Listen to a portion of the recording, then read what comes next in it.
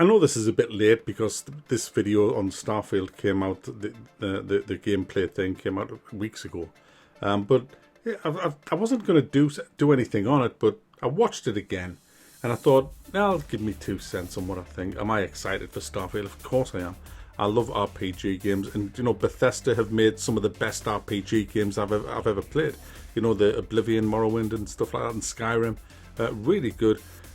So I'm looking forward to this. This one's in space. It reminded me, just watching it, of No Man's Sky a lot. There's a lot of No Man's Sky kind of influence in this, a hell of a lot.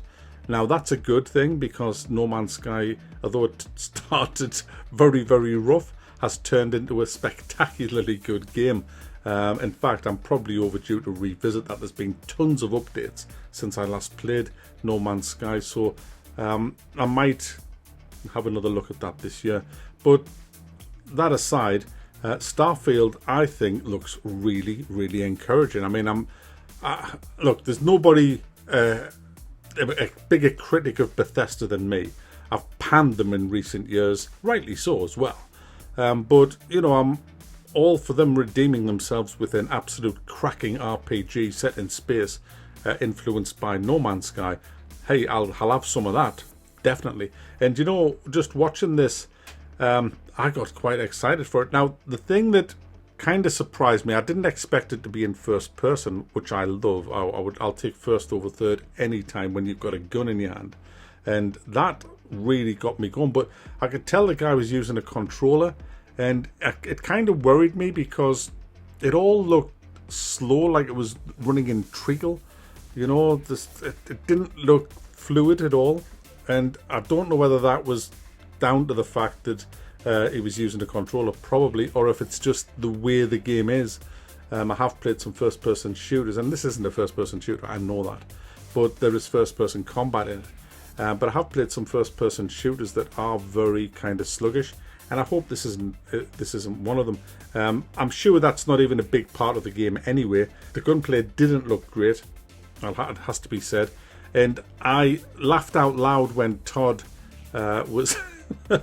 I'm just laughing again, just thinking about it, when he was on about the spaceships. You can build your own spaceship, and I'm like, right, that's fine, yeah, you can do that in a lot of games though.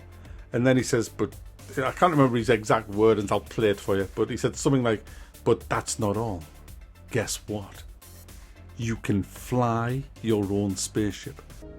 It's not just how the ship looks, it's how it performs. From engines to shields to weapon systems, because yes, you can fly it. Thrusters boosted. Well, I should fucking hope so, mate. What do you expect to do? Wipe your ass with it? I mean, it's a spaceship. Of course you should be able to fucking fly it. I can't believe that was kind of said in a way as like, oh my god, you're joking me. What? A spacefaring RPG and you can actually fly your own spaceship? You're kidding. And it was just, man, who wrote that shite? Who wrote that script it was terrible. So, yeah, you can fly your own spaceship. Wow. I wasn't impressed with all the planets. There's 1,000 or so, because I've played Elite. You know, I've played Elite, I've played No Man's Sky. I'm used to having shit tons of planets to go to. That's no longer impressive. That's just normal for a AAA company. So that didn't impress me. What will impress me is if it's very well fleshed out and not very buggy and has a lot of control options, such as hot ass, mouse and keyboard. I'll be very impressed if the guns actually make me stick my lips out when I pull the trigger, whether I'm in a spaceship or just mounting a big assault rifle. I want that really good feel of combat, which lacks in a lot of games these days. I want the depth as well. I want to be able to craft, like, you know, I know you can craft in this, but I want some deep crafting. Look, I know you're going to sell this for like an obscene amount of money, especially to poor console users who will probably end up paying about £70 for this. And, you know, it's crazy. But, you know, I don't mind paying £50 for a game if it's really good, if it's really immersive, if it's really well done and really fleshed out, and you're going to be able to play it for a long, long time. And some games you can, but the vast majority of AAA games you can't, because the vast majority of AAA games are so hollow and so badly designed because they're not designed with the gamer in mind, they're designed with money in mind. And I hope that this is Bethesda really trying to get the faith of the fans back, because Bethesda used to be such a great company, like I said earlier, and you could rely on their games being good, and they've lost that, as have all the AAA companies, even CD Projekt Red. You know, their status as the kings of the AAA. No, I'm sorry, not after Cyberpunk.